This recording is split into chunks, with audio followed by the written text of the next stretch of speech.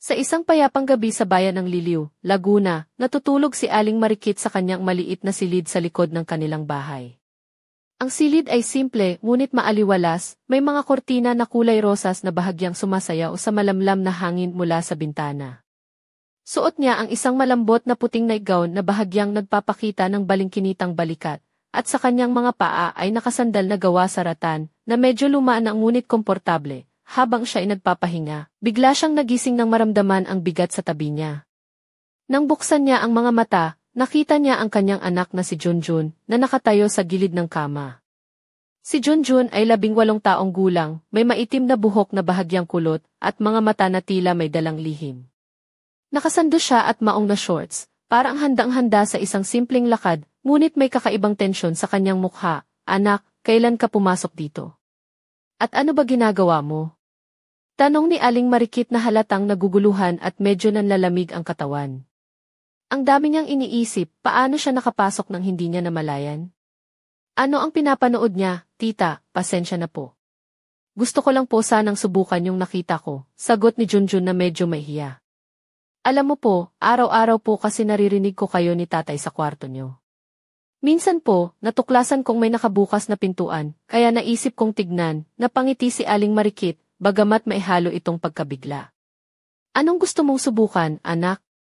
At bakit ako ang napili mo? Alam mo po, pagkakita ko po sa inyo, naisip ko po na mas magaling po ako kaysa kay tatay, sagot ni Junjun na may kumpiyansa, ngunit medyo nag-aalangan. Sabi ko, kung ganito pala, gusto ko rin subukan. Pero wala po akong ibang masubukan kundi kayo, nanay, napailing si Aling Marikit, paano mo naman nasabi yan? At bakit mo pa gustong subukan iyon? Hindi ko po masyadong maintindihan, pero gusto ko lang malaman kung ano ang pakiramdam. Parang curiosity lang po, paliwanag ni Junjun. Tapos, sabi ko, sino ba ang mas magaling? Sa tingin ko po, mas ako pa. Hindi na nakatiis si Aling Marikit at pinauwi si Junjun sa kanyang kwarto. Bumalik ka na sa kwarto mo, anak, pagkatapos niyang matulog, hindi na naibalik ni Aling Marikit ang kanyang tulog. Lumutang sa isip niya ang mga tanong, totoo ba ang sinabi ng anak? Paano niya nalaman? At higit sa lahat, ano ang ibig sabihin nito para sa kanilang pamilya? Kinabukasan, habang naghahanda ng almusal sa maliit na kusina na may mga pinggan na may disenyo ng mga bulaklak, naisip ni Aling Marikit ang mga kaganapan. Suot niya ang isang simpleng blouse na may floral print at maong na palda, na may nakasabit na maliit na krus sa kanyang leg. Sa kanyang mga paa ay tsinelas na gawa sa goma, na medyo lumaan na dahil sa tagal ng gamit. Pumasok si Mang Ramon, ang kanyang asawa, na galing sa shift sa pabrika sa bayan. Si Mang Ramon ay matipuno, may maikling buhok at laging nakasuot ng simpleng polo at maong.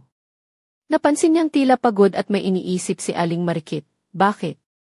Hindi mo ba matulog ng maayos kagabi? Tanong ni Mang Ramon habang naglalagay ng tasa ng kape sa mesa.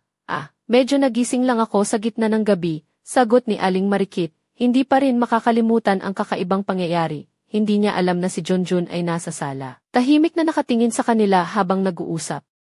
Nang makita si Mang Ramon na papasok sa kwarto, dali-dali siyang pumunta sa kanya at bumalik sa kanyang kwarto, na may hindi matakip-takip na kaba sa dibdib, nang minsang lumabas si Aling Marikit papunta sa banyo. Nakita niya si Junjun na susubukang pumasok muli sa kanyang kwarto. Anak, ano ba yan? Bakit ka pa pumapasok dito? Tanong niya habang nakangisi. Wala po, nanay. Wala po. Sagot ni Junjun na halatang kinakabahan. Lumipas ang mga araw, naging mas mapanuri si Aling Marikit sa mga kilos ni Junjun. Napansin niyang may mga bagay na hindi na normal, tulad ng madalas na pag-iwas sa mata ng pamilya at mga lihim na pag-aalala sa mukha niya. Napagtanto niyang kailangan niyang harapin ang sitwasyon. Ngunit paano? Isang gabi, habang nag-iisip sa dilim ng kanilang bahay, nagbiro si Aling Marikit sa sarili, baka naman gusto niyang maging artista sa love team ng pamilya namin. Ngumiti siya, ngunit may halong lungkot sa kanyang mga mata. Hindi niya alam, ang mga susunod na araw ay magdadala ng mga hindi inaasahang pangyayari, isang misteryo na magpapabago sa kanilang buhay magpakailanman. At sa likod ng lahat, may isang lihim na patuloy na nakatago sa dilim ng kanilang tahanan, isang lihim na magbibigay ng sagot, ngunit magdudulot din ng mas malalim na sugat. Sa sumunod na mga araw, ramdam ni Aling Marikit na unti-unting nagbabago si Junjun. Hindi na siya yung masiglang binata na palaging nakangiti at nakikisawsaw sa kanilang mga usapan sa hapagkainan. Sa halip, naging tahimik siya, halos di na lumalabas ng kwarto maliban kung kailangang kumain o pumasok sa eskwela sa bayan ng San Pablo. Isang hapon, habang naglalabas si Aling Marikit sa likod bahay, napansin niyang may kakaibang galaw si Junjun. Nakasuot ito ng maitim na t-shirt na may logo ng isang sikat na banda mula sa Manila at maong shorts na medyo luma na ang kulay. May suot siyang tsinelas na parang galing sa ukay-ukay at ang buhok niya ay medyo magulo na para bang hindi siya nagpagupit ng ilang linggo. Habang naglalaba, biglang lumapit si Junjun sa kanya, may dalang maliit na plastic bag nanay, ito po. Pasensya na po, sabi niya habang iniabot ang bag tumango si Aling Marikit at dahan-dahang binuksan ang plastic. Sa loob ay may maliit na bote ng gamot at ilang tabletas. Ano ito, anak? Tanong niya, halatang hindi pa rin matanggap ang eksena. Yung doktor po, sabi niya kailangan ko daw ito inumin. Pero ayokong sabihin kay tatay kasi magagalit siya, sagot ni Junjun, halos bulong, napatingin si Aling Marikit sa anak. Anak, bakit hindi mo sinabi sa amin yan? Mahal ka namin, hindi kami magagalit kung may problema ka. Natahimik si Junjun, tila nahihirapang magpaliwanag. Nanay, nahihiya ako. Parang may tinatago ako na hindi dapat malaman nyo. Napangiti si Aling Marikit, sinubukang aliwin ang anak.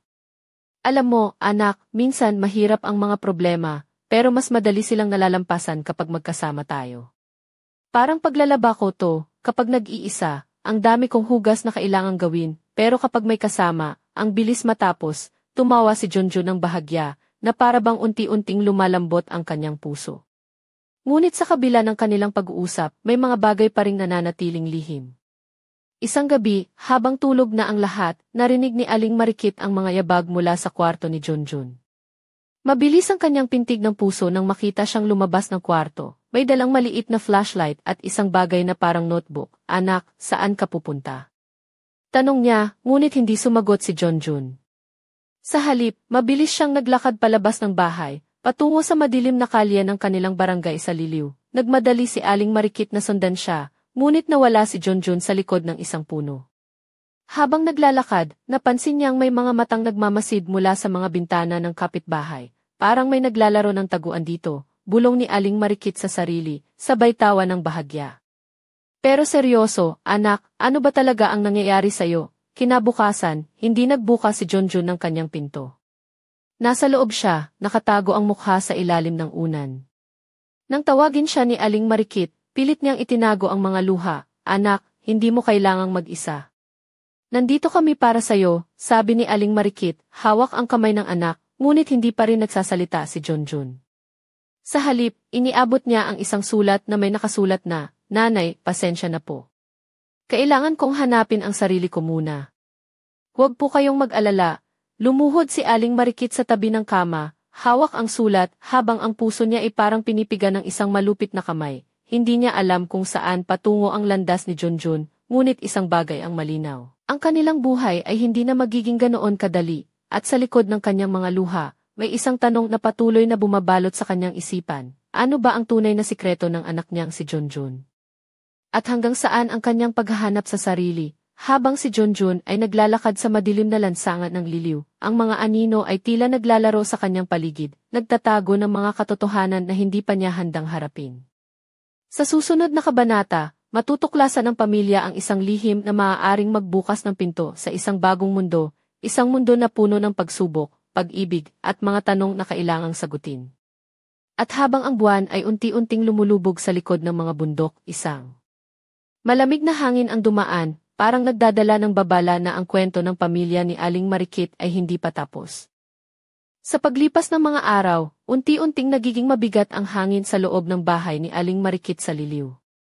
Ang dating masayang tahanan ay tila nabalot ng katahimikan na puno ng mga tanong at alinggaw-ngaw ng mga lihim na hindi pa nabubunyag. Si Mang Ramon, na dati pala kaibigan at laging may ngiti sa labi, ay nagiging seryoso at madalas nakaupo sa sulok ng sala, hawak ang kanyang ulo na tila may iniisip na mabigat. Isang gabi, habang nagbabantay si Aling Marikit sa labas ng kusina, nakasuot siya ng isang malambot na blouse na kulay asul na bahagyang sumasabay sa kanyang mga galaw, at isang palda na gawa sa pinong tela na bahagyang dumadampi sa kanyang mga hita. Sa kanyang mga kamay ay maihawak na tasa ng tsaa na naglalabas ng singaw sa malamig na gabi. Ang kanyang buhok ay mahaba, bahagyang nakatali sa likod, at may isang simpleng kwintas na gawa sa perlas na nagpapatingkad sa kanyang leeg. Sa kabila ng kanyang pagod, may halong lakas at tapang sa kanyang mga mata, biglang tumunog ang pintuan. Nagulat si Aling Marikit habang dahan-dahang nilapitan ang pintuan, at nang buksan ito, nakita niya si Junjun na parang nilamon ng dilim. Naka-jacket na kulay itim na may hood na nakataas, maong na pantalon, at mga sapatos na medyo luma ngunit maayos pa rin. Ang kanyang mga mata ay malalim, puno ng pag-aalinlangan at takot. Anak, nasaan ka na? Nag-alala kami ni tatay, tawag ni Aling Marikit habang niyayakap si Junjun. Ngunit kahit niyakap siya, tila hindi niya kayang ibigay ang buong sarili sa ina. Nanay, pasensya na po. Kailangan ko lang po ng panahon, bulong ni Junjun na may bahid ng pagdurusa. Lumipas ang ilang sandali ng katahimikan, at pagkatapos ay sinabi ni Junjun, may mga bagay po akong hindi pa handang sabihin. Pero nangangamba po ako na baka magalit si tatay. Napangiti si Aling Marikit, anak, hindi mahalaga kung magalit si tatay. Ang mahalaga, magkakasama tayo para ayusin ang lahat ng ito. Ngunit bago pa man makapagpatuloy ang pag-uusap, narinig nila ang malakas na pagtunog ng pinto. Bumukas ito ng biglaan at pumasok si Mang Ramon na may dalang supot ng mga dokumento. Ang kanyang mukha ay seryoso, ngunit may halong pag-aalala. Junjun, kailangan nating pag-usapan ito ng matino, sabi niya habang tinitingnan ang anak. Hindi nagtagal, inilabas ni Mang Ramon ang isang sobre, at doon niya ipinakita ang mga resulta ng isang pagsusuri. Ito ang mga resulta ng pagsusuri mo, anak. Bakit mo ito itinago sa amin? Napailing si Junjun at tila naguguluhan. Hindi ko po alam kung paano ito sasabihin. Natatakot po ako, napatingin si Aling Marikit sa mga dokumento. May mga tala roon na nagsasabing may mga gamot si Junjun na hindi niya sinasabing iniinom, mga gamot na pangkontrol sa emosyon, at iba pang mga bagay na hindi niya maintindihan. Anak, bakit hindi mo sinabi sa amin? Mahal ka namin, at handa kaming tumulong sa'yo, sabi ni Aling Marikit na may halong pagdadalamhati. Tumango si Junjun, natakot po ako sa reaksyon ni tatay. Kaya nagtatago po ako, napatingin si Mang Ramon sa kanyang anak at pagkatapos ay sa kanyang asawa. Marikit, kailangan nating maging matatag ngayon. Hindi tayo pwedeng mag-away. Kailangan nating magkaisa para sa anak natin. Sa gabing iyon, nagkaroon sila ng matinding pag-uusap, puno ng emosyon, pagkabigla at pag-asa. Napagtanto nila na malayo pa ang lalakbayin ng kanilang pamilya, ngunit sa kabila ng lahat, may pag-ibig na magpapatibay sa kanila. Samantala, sa isang madilim na sulok ng bayan, may isang anino na tahimik na nagmamasid sa bawat kilos ng pamilya. Ang kanyang mga mata ay tila naglalaman ng mga lihim na maaaring magpabagsak sa kanilang mundo. At sa pagtatapos ng gabing iyon, isang lihim ang unti-unting sumilit sa dilim. Isang lihim na maaaring magbukas ng pinto sa isang mas malalim na misteryo. Ano ang lihim na iyon? Sino ang aninong nagmamasid? At paano ito magbabago sa buhay ni Aling Marikit at ng kanyang pamilya? Ang sagot ay nasa susunod na kabanata, na puno ng mga pagsubok, pagtataksil, at isang paglalakbay na magpapabago sa lahat ng kanilang nakasanayan. Sa pagdating ng mga susunod na araw, unti-unting nagkaroon ng pagbabago sa bahay ni Aling Marikit sa Liliw. Bagamat may mga sandaling tahimik at puno ng pag-asa, hindi pa rin nawala ang bigat ng mga nakatagong lihim sa kanilang paligid.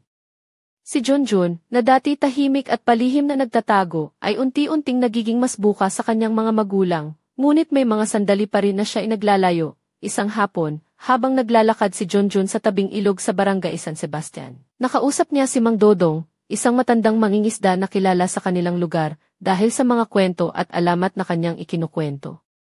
Naka-short si Junjun at simpleng t-shirt na kulay abong medyo kupas na, at kalong-kalong ang kanyang mga sapatos na tsinelas. Anak, napansin ko na parang may pasanin ka, sabi ni Mang Dodong habang nagpapahid ng huli sa kanyang kamay.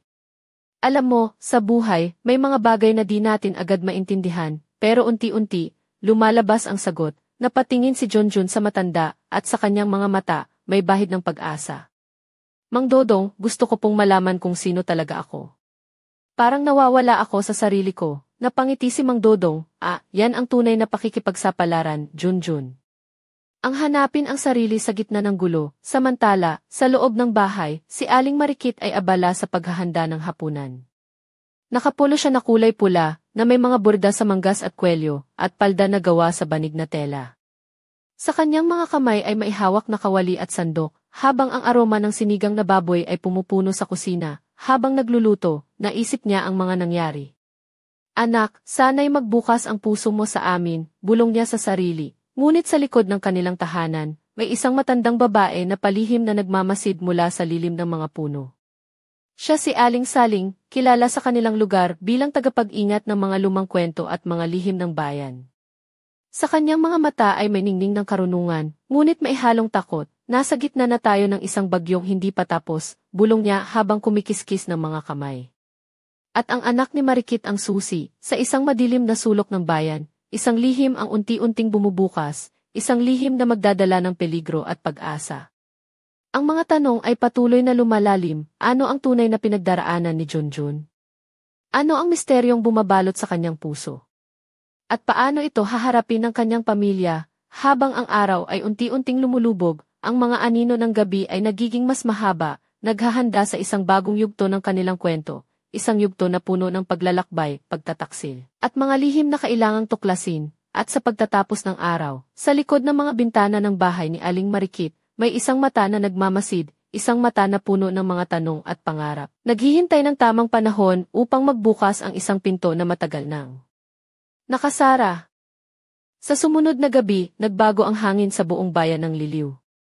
Ang malamlam na ilaw ng poste sa kalsada ay nagbigay ng anino sa makipot na daan, habang ang mga dahon ng mga punong mangga ay dahan-dahang sumasayaw sa malamig na simoy ng hangin. Sa loob ng tahanan ni Aling Marikit, ang katahimikan ay naputol ng malakas na tunog ng pintuan na biglang bumukas. Si Junjun, na suot ang kanyang maitim na hoodie at maong na pantalon, ay pumasok ng walang paalam. May dalang isang luma at medyo dugyot na bag, ang kanyang mga mata ay pula at may bakas ng pagod, habang ang kanyang mga kamay ay nanginginig.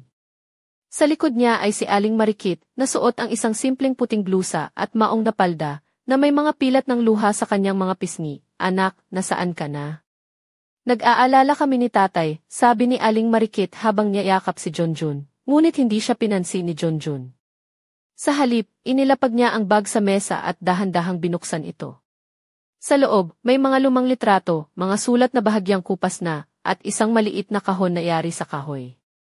Kinuha niya ang isang sulat at binasa ito ng mabagal, habang nakikinig si Aling Marikit, unti-unting lumalabas ang mga kwento ng isang nakaraan na matagal nang nakalimutan, mga lihim na may kinalaman sa kanyang sariling pamilya. Mga pangyayari sa bayan ng Liliw na may kinalaman sa isang matandang alamat tungkol sa isang nawawalang hiyas na sinasabing nagdadala ng kapangyarihan at sumpa. Nanay, ang mga bagay na ito ang dahilan kung bakit ako ganito. Malungkot na sabi ni Junjun. Hindi lang ito tungkol sa akin, kundi sa lahat ng tao sa paligid natin. Nakita ni Aling Marikit ang bigat sa puso ng anak. Anak, kahit ano pa ang pinagdaraanan mo, nandito kami para sa iyo. Hindi ka nag-iisa, ngunit bago pa man matapos ang gabi, may narinig silang malalakas na yabag sa labas ng bahay. Si Mang Ramon ay mabilis na tumakbo palabas upang tingnan, ngunit wala siyang nakita kundi ang mga anino ng mga puno. Sa kanyang pagbabalik, dala-dala niya ang isang matinding takot. May mga taong sumusunod sa atin, malakas niyang sabi habang hawak ang braso ni Aling Marikit. At hindi lang sila ordinaryong tao. Sa gitna ng dilim, si Junjun ay tumingin sa labas ng bintana. Ang mga mata niya ay nagliliwanag sa kakaibang tapang at determinasyon. Kung ganoon, panahon na para harapin ang lahat, wika niya, ang bahay ni Aling Marikit, na dati tahimik at payapa, ay naging sentro ng isang malaking laban, isang laban na magdadala sa kanila sa mga sulok ng bayan. Sa mga lihim ng kanilang mga ninuno, at sa isang sumpang matagal nang nakabaon sa lupa ng Liliw, sa pagtatapos ng gabi, habang ang buwan ay nakatago sa likod ng mga ulap, isang malamig na hangin ang dumaan. Parang nagdadala ng babala na ang kwento ng pamilya ay hindi pa tapos at ang susunod na kabanata ay puno ng panganib, pag-ibig at pagtuklas. Sino ang mga taong sumusunod sa kanila? Ano ang tunay na laman ng mga sulat at litrato? At paano haharapin ng pamilya ang mga hamon na darating? Ang sagot ay nasa susunod na yugto ng kanilang kwento. Isang kwento ng tapang, pagkakaisa, at isang lihim na magbabago sa kanilang buhay magpakailanman.